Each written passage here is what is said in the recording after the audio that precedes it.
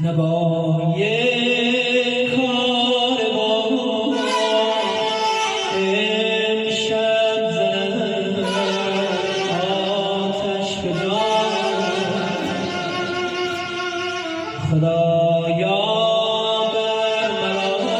شد بر مرا راز نهان مرا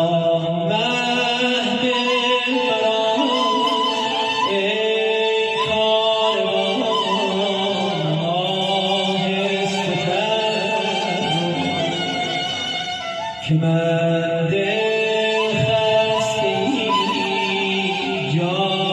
مانده از این کاروان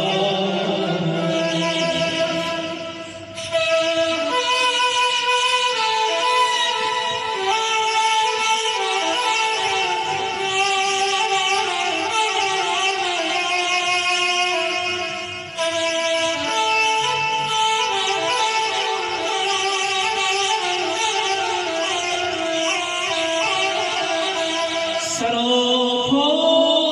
سوزانم سرشکم به دامن به جایی ره نجویم که من گم کرده راهم نسیم غمش مرا به شهر دیدشان من آتشم که جا ماندم جدا از کار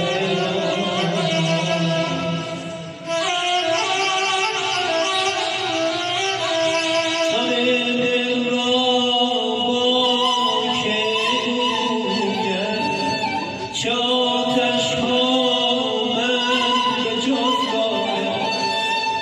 نشانی از او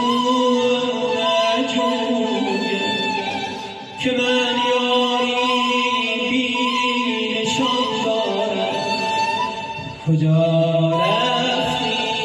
ای کبوتر زیبا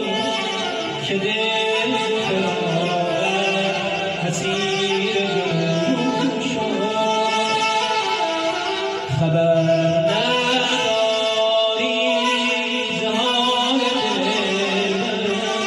فسان شد وفای تو شد نوای کاروان امشب زند